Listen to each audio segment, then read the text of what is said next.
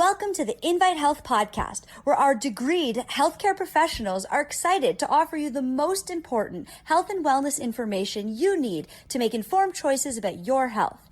You can learn more about the products discussed in each of these episodes and all that Invite Health has to offer at www.invitehealth.com/podcast.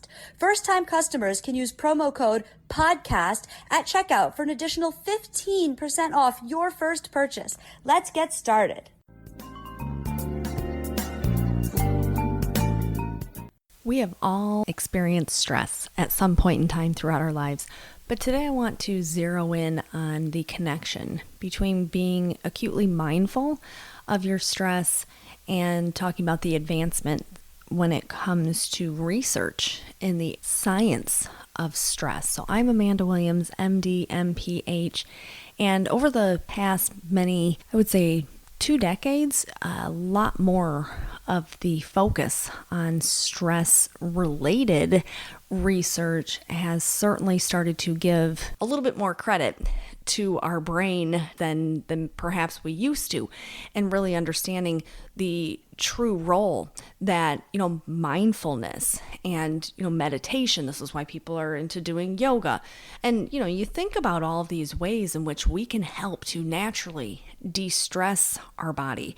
And this is key because, we know that stress is prevalent and it's, meant to be this adaptive response in a short term, which would be healthy.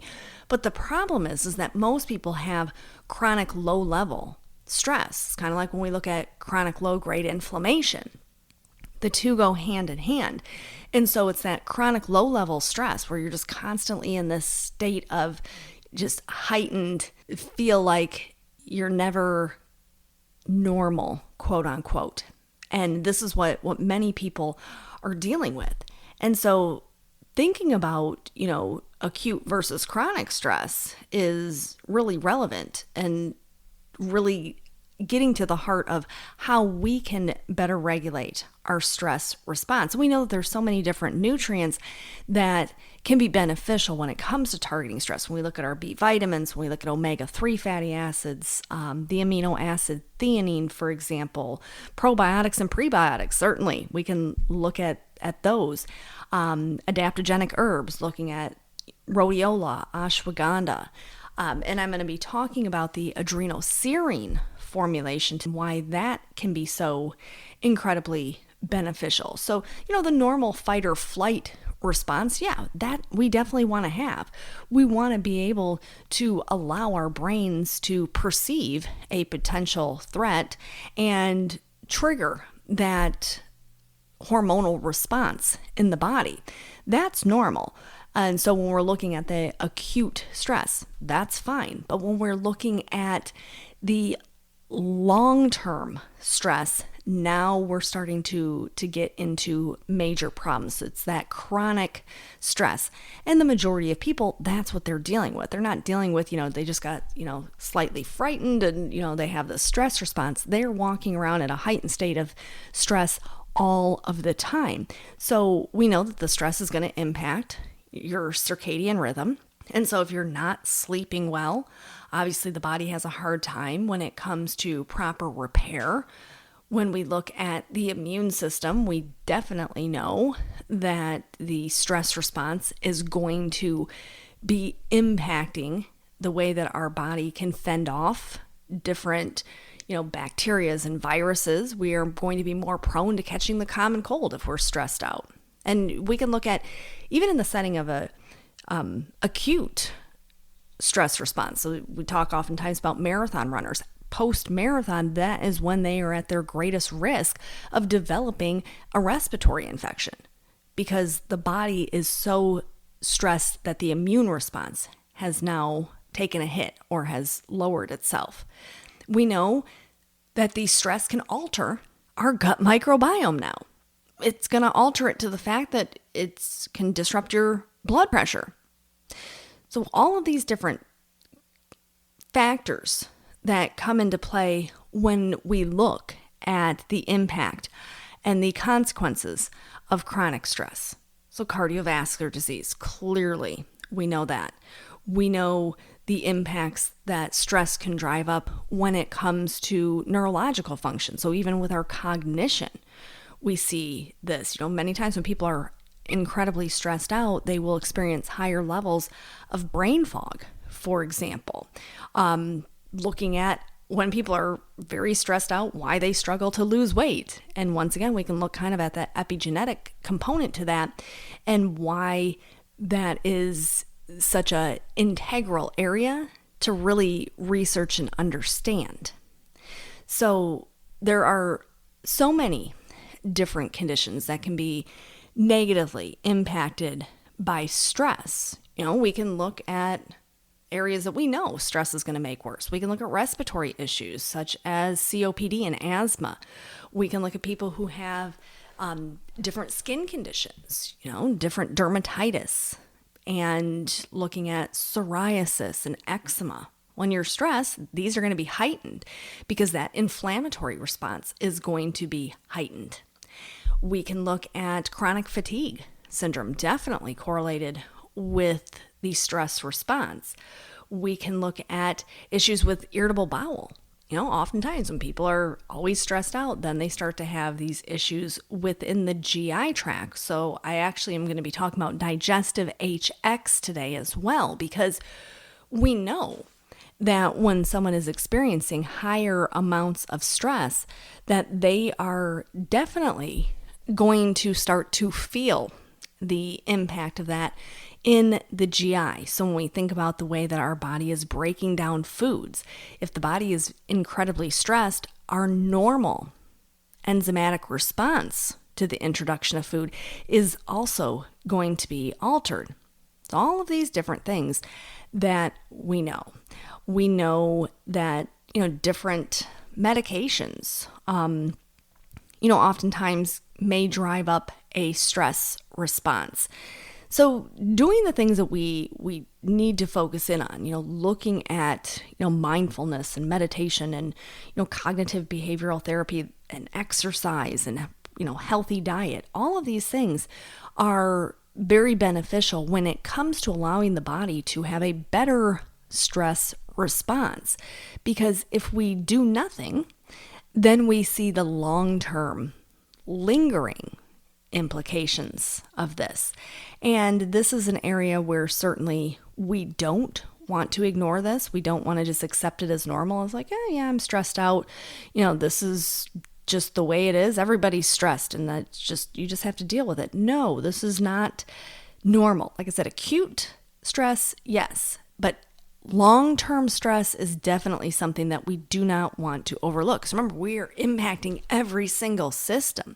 We are impacting neurotransmitters. We are impacting our digestive tract. We are impacting our sex hormones. We are impacting our inflammatory response and our immune system.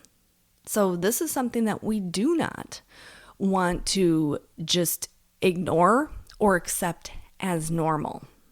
Because we know that at the end of the day, the more that we don't address issues, the bigger those problems become in the body. So that's why the adrenoserine formulation, this is a Dr. Pressman formulation, this is a great way to target many of the different components of chronic stress. So this is a combination of an adrenal glandular. And the reason why this is important is because when we think about the adrenal glands, are small glands that sit on top of your kidneys.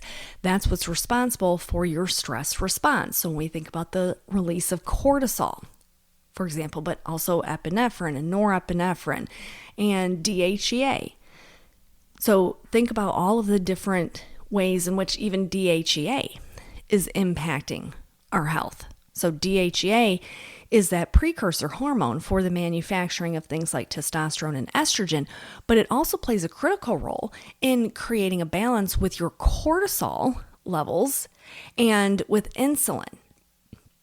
So if we have elevated cortisol and it's too high, this will start to impact your DHEA levels, which can then impact your immune system, which can then impact your sex hormones, which can then impact your blood glucose levels. So when one thing goes awry, it's going to start to have that dominoes effect. And so it's very important that we understand that about the adrenal glands. So by having in this formulation this wonderful adrenal glandular, this allows the body to better offset the negative way that the adrenal gland is currently trying to work. So it helps to modify that response.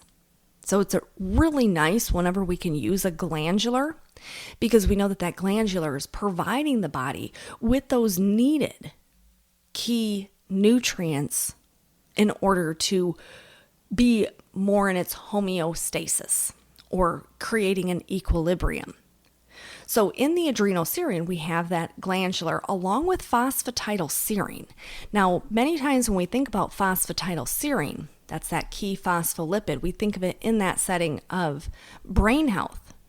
But we also know that phosphatidylserine plays a very important role when it comes to stress response. And this is why when they have given phosphatidylserine to people who are in high stress environments, they notice that they have better attention.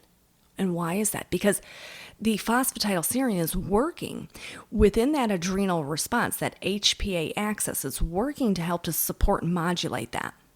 And so when you're taking phosphatidylserine, not only is it beneficial because it's supporting the cell membrane of your neurons in your brain, but it's actually regulating the cortisol response that's occurring, that stress response. Remember, if we've got that chronic stress, this is going to drive all of those negative effects of stress.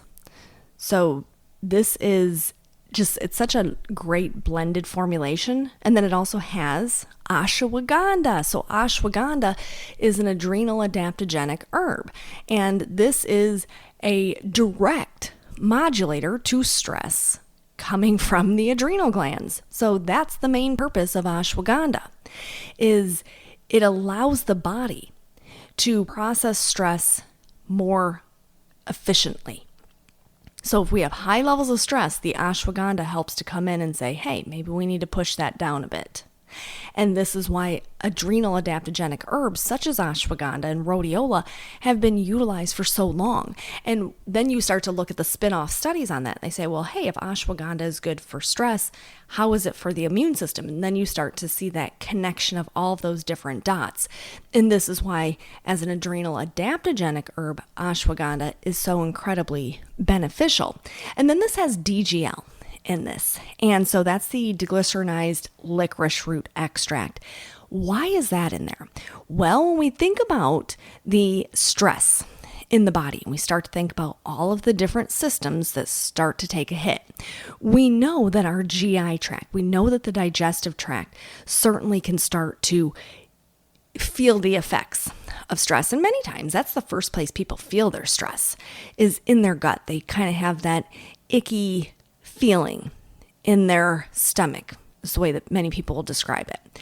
And so by having that DGL, this allows for the GI tract to create more of that balance once again. When we look at how DGL is actually working to kind of soothe the GI tract. So if our GI tract is worked up because we're stressed out and we have that DGL, it just kind of creates that calming once again. So we're taking all of these nutrients in combination together, the DGL with that ashwagandha, with the phosphatidylserine, with our adrenal glandular, and you can start to see how each one of those individual systems is starting to yield that benefit. So when people are utilizing our adrenal serine formulation, they can really see that difference. Because if you're under stress, and you know you're under stress, and you feel that stress, and you start to address the different components that are driving that stress with this formulation, you will see the difference in how you feel. And it's not just about how you feel. I mean, of course, that's key, but it's what's actually occurring. The fact that we're able to modify the negative effects of stress by utilizing these different nutrients in combination together. That's really the key takeaway, that we are giving the body the ability to basically fend off the negative effects of stress. So that's the adrenoserine formulation. I definitely encourage you to check this particular product out. I have had so many folks who have utilized this, and after being on it, they say, wow, what an incredible difference this truly, truly makes. And all of these things certainly matter, because when it comes to your stress, when it comes to your health, we know that the two are definitely interrelated. We certainly understand that mindfulness plays a bigger role into the management of stress than was initially thought of. This is why I wanted to talk about that connection, to really see how the more we are aware of our stress and the more that we are able to find resolution, whether that be in the form of utilizing adrenoserine, whether that be in the form of being very mindful throughout the day and taking time for meditation or focusing on your breathing, whatever the case may be. I always encourage that multi-pronged or multimodal approach, and obviously your diet makes a significant impact on this as well. So just be mindful, make those connections, and understand that there's always ways for us to create that resolution.